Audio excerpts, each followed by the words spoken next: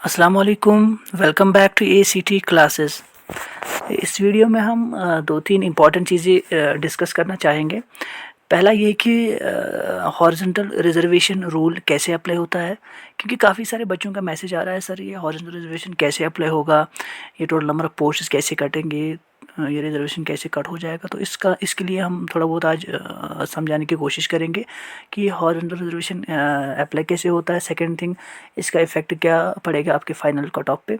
और तीसरा चीज़ कि डोमिसाइल का भी इशू आ रहा है काफ़ी सारे कैंडिडेट्स का, उनका मैसेज भी आया था, कमेंट्स भी कर रहे थे, सर हमारा इशू कैसे रिजॉल्व होगा। ठीक है, तो ये दो तीन चीज़ें यहाँ पे हम जल्दी कवर अप करने की कोशिश करेंगे। तो सबसे पहले अगर हम बात करें कि नंबर ऑफ़ सीट्स कितनी थी इस फाइनेंस अकाउंट असिस्टेंट एग्ज़ाम में, टोटल नंबर ऑफ सीट्स यहाँ पे 972 थी, जिसमें ओपन मेरिट के 486, आरबीआई के 97, ईडब्ल्यूएस के 97 और बाकी कैटेगरी के डिफरेंट नंबर ऑफ पोस्ट थे। तो जैसे हमने डॉक्यूमेंट वेरिफिकेशन की नोटिफिकेशन चेक की, तो वहाँ पे लेट्स से इन्होंने 1.5 या 1.25 टाइम्स नंबर ऑफ सीट्स बुलाए हैं कैंडिडेट्स को, क्योंकि ये प्रोविजन रहता है कि क्योंकि काफ़ी सारे बच्चे ज्वाइनिंग करते हैं या किसी हायर लेवल ऑफ पोस्ट्स को ज्वाइन करते हैं, तो वो डॉक्यूमेंट वेरिफिकेशन के लिए नहीं जाते हैं, तो उस प्रोविजन के लिए सीट्स से ज़्यादा कैंडिडेट्स को बुलाते हैं। तो लेट्स से फॉर एग्जांपल अगर हम यहाँ पे बात करें, सपोज़ इन्होंने ओपन मेरिट में 600 कैंडिडेट्स को बुलाया है, ठीक है, सपोज़ तो लेकिन सीट्स कितनी है 486। ठीक है, यहाँ पे ये चीज़ समझने की कोशिश करेंगे। इसका मतलब क्या हुआ, जो 486 के बाद वाले कैंडिडेट्स हैं फ़िलहाल विदाउट, अगर हम हॉरिजॉन्टल रिजर्वेशन बात करें, 486 टू जो 600 तक जो बच्चे हैं वो तो ओपन में अब सेलेक्ट नहीं होंगे ना, मतलब इस रेंज में जो ओपन वाले कैंडिडेट्स हैं वो तो बाहर हैं। ठीक है, अगर हम बाकी सारे फैक्टर्स को फ़िलहाल साइड पे रखें। दूसरी चीज़ क्या है, इसके बाद ये क्या करते हैं, इसके बाद ये करते हैं काम, आरबी जो कि 97 सीट्स है, इसके लिए बच्चों को अलग से बुलाते हैं। सपोज इन्होंने 120 कैंडिडेट्स को आरबी में बुलाया, लेकिन आफ्टर 600। ठीक है, तो यहाँ पे क्या होगा, फॉर एग्जांपल मैं आपको यहाँ पे ओपन मेरिट के लिए समझाऊंगा, फिर आप थोड़ा बहुत बाकी कैटेगरीज में भी थोड़ा समझने की कोशिश करना।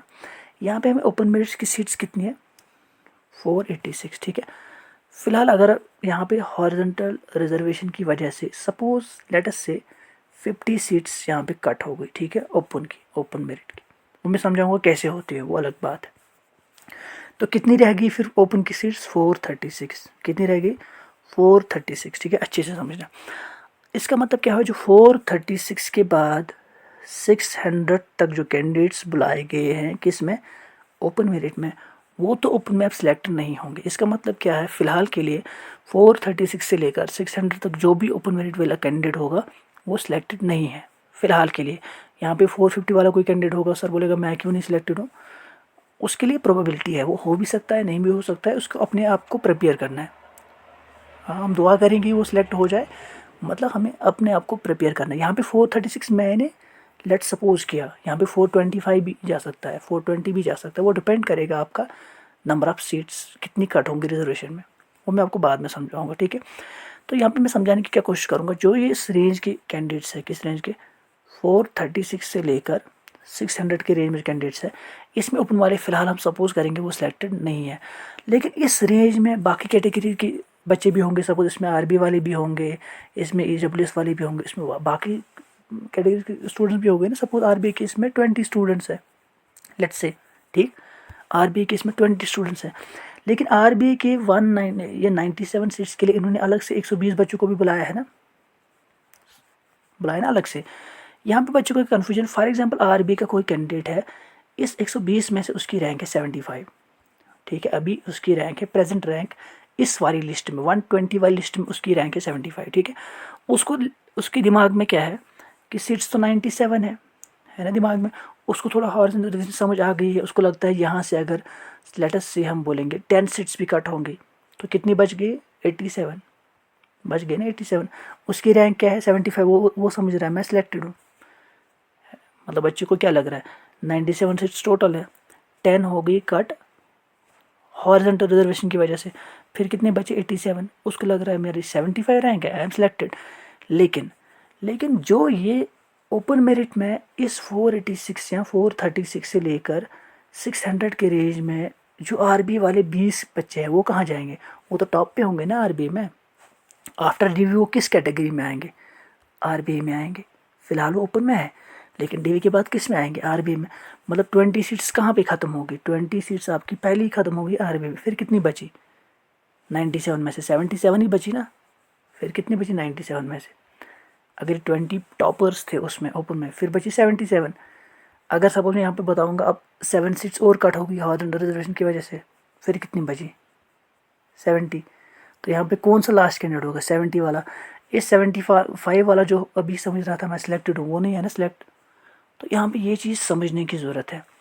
मतलब जिस भी बच्चे की रैंक पीछे है थोड़ी, उसको थोड़ा कैलकुलेशन करनी है कि क्या मैं सिलेक्टेड हूँ नहीं हूँ, कितनी प्रोबेबिलिटी है मुझे सिलेक्ट होने की, है ना, कितनी प्रोबेबिलिटी नॉन सिलेक्ट होने की। मतलब उसको अपने आप को प्रिपेयर करना है कि मैं सिलेक्ट नहीं भी हो सकता हूँ। क्योंकि यहाँ पे क्या प्रॉब्लम होती है बाद में, क्योंकि कॉमन फैक्ट है, सपोज़ हम उसको लगता है बेचारे को मैं सिलेक्टेड हूँ, फिर बहुत सारे फैक्टर्स होते हैं, घर पे सब खुश होते हैं, ओबियसली हम भी यही चाहते हैं कि हर एक बच्चा जो मेहनत कर रहा है वो सिलेक्ट हो जाए, लेकिन फिर बाद में प्रॉब्लम थोड़ी हो सकती है। इसलिए अपने आप को प्रिपेयर रखना है, जो बॉर्डर लाइन कैंडिडेट्स है उसको प्रिपेयर रखना है कि वह सिनेरियो क्या हो सके मेरे साथ, लेकिन होप भी रखने की मैं सिलेक्ट हो जाऊँ, ठीक है। तो ये चीज़ है। अब दूसरी चीज़ यहाँ पे है कि हॉरिजॉन्टल रिजर्वेशन रूल कैसे अप्लाई होता है।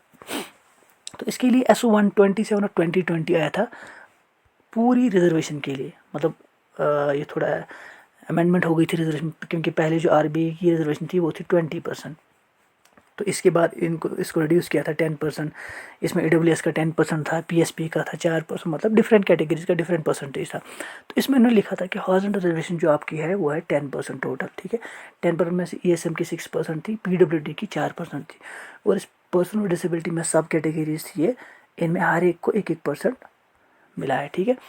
अब यहाँ पे मैं क्या समझाना चाहता हूँ, ये रूल थोड़ा, इसका जो PDF है वो हम आपको टेलीग्राम चैनल में अपलोड कर देंगे, तो डिस्क्रिप्शन लिंक में आपका हमारा टेलीग्राम का चैनल में मिल जाएगा, ठीक है। तो यहाँ पे मैं थोड़ा बहुत इस हॉरिजॉन्टल रिजर्वेशन रूल जो है ये कैसे कट करता है अक्रॉस द वर्टिकल, ठीक है। तो इसके लिए एक रोस्टर, फॉर एग्जाम्पल मैं आपको 100 नंबर ऑफ सीट्स के लिए समझाऊँगा, फिर आप थोड़ा इस 972 के लिए भी थोड़ा समझ लेना। फॉर एग्जाम्पल यहाँ पे समझ लेना अच्छे से। फॉर एग्जाम्पल हमारे पास कोई पोस्ट निकलता है, उसकी सीट्स 100 है, कितनी है, उसकी टोटल नंबर ऑफ सीट्स है 100, ठीक है। इसमें ओबियसली ओपन की जनरली होते 50, ठीक है ना। फिर फॉर एग्जांपल आरबी की 10 है, या बाकी कैटेगरीज की डिफरेंट कैटेगरीज की डिफरेंट पोस्ट है, ठीक है। ओपन मेरिट की यहाँ पे 50 पोस्ट है, ठीक। अब यहाँ पे हमें समझना है हॉरिजॉन्टल रिजर्वेशन। हॉरिजॉन्टल रिजर्वेशन जो 100 पोस्ट है, इसमें 10% अगर हम करेंगे, 10% में 6% कितना हो गया, 6 पोस्ट है ना। तो 4% कितना हुआ, 4 पोस्ट। तो ये 6 किसको मिलेंगे, एक्स सर्विसमैन को, ठीक है ना। ये 4 किसको मिलेंगे, पर्सन विद डिसेबिलिटीज़ को, ठीक है। अब ये तो 10 पोस्ट है, ये कैसे कटेंगे, ये क्या ओपन के होंगे, ये क्या कैटेगरी वाले होंगे, ये क्या किसी और कैटेगरी के होंगे। तो यहाँ पे ये वाला कन्फ्यूजन थोड़ा क्लियर करना है। बच्चों को क्या कन्फ्यूजन है, उनको लगता है ये जो 10% है, ये फॉर एग्जाम्पल अगर ओपन की 50 सीट्स है, इसका 10% तो 5 नंबर ऑफ सीट्स है, तो 5 ओपन के कट हो जाएंगे हॉरिजॉन्टल रिजर्वेशन में। लेकिन ये गलत है, ये कॉन्सेप्ट, ये रूल ऐसे अप्लाई नहीं होता है। ये कैसे अप्लाई होता है ये मैं आपको समझाऊंगा। फॉर एग्जाम्पल अगर जो आपकी टोटल नंबर ऑफ पोस्ट 100 है, तो इसमें से 10 कट जाएंगे। अब ये 10 कैंडिडेट्स कौन होंगे, फॉर एग्जाम्पल इन्होंने बच्चों को डीवी के लिए बुलाया है ना, तो इनको इन अकॉर्डेंस विद मेरिट इनको ही अरेंज करेंगे। फॉर एग्जाम्पल इस 10 में से फॉर एग्जाम्पल जो पहला है वो ओपन मेरिट का है, सपोज पहला कैंडिडेट है ओपन मेरिट का, सेकंड है सपोज आरबीआई का, ठीक है। मैं ये 10 कैंडिडेट्स को अरेंज कर रहा हूँ फिलहाल।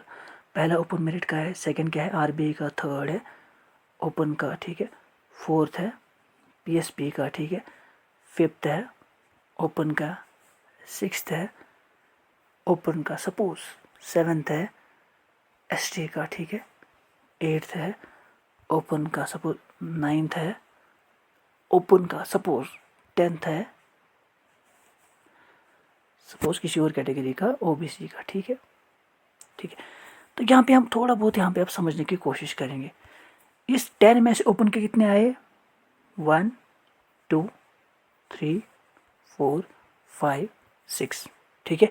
कितनी ओपन की कितनी सीट्स कट होगी, 6। हमें क्या लगता था 50 के हिसाब से 5 कट होंगे, लेकिन यहाँ पे कितनी हुई कट, 6। आरबी की कितनी हुई, 1, ठीक है ना।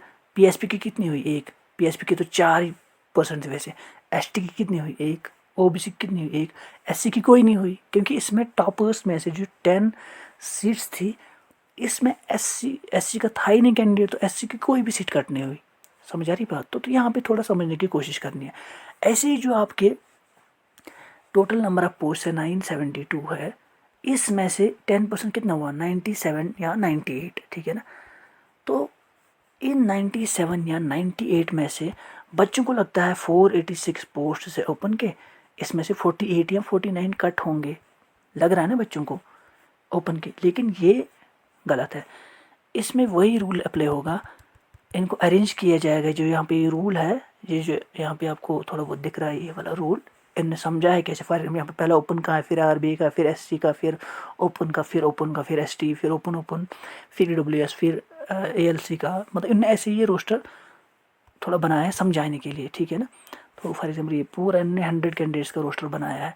तो यहाँ पे मैं समझाने की क्या कोशिश करूँगा। सपोज ये 98 सीट्स जो है, इसमें से 50 भी ओपन के हो सकते हैं, इसमें से 40 भी ओपन के हो सकते हैं, इसमें से 60 भी ओपन मेरिट के हो सकते हैं। वो डिपेंड करेगा कि कैंडिडेट्स डिसेबिलिटी वाले या ईएसएम वाले किस कैटेगरी से बिलोंग करते हैं, ठीक है। तो यहाँ पे फॉर एग्जांपल आरबीआई के कितनी पोस्ट है? आरबीआई के टोटल है 97। हमें क्या लगता है 9 कट होंगे या 10 कट होंगे? ऐसा कुछ नहीं है। इसमें 6 भी कट हो सकते हैं, 8 भी कट हो सकते हैं, 10 भी कट हो सकते हैं, 12 भी कट हो सकते हैं। ये डिपेंड करेगा कि कितनी कैंडिडेट्स है सब कैटेगरी वाले, आरबीआई, डिसेबिलिटी और ईएसएम वाले, ठीक है। तो ये आपको क्लियर होना चाहिए, कन्फ्यूजन।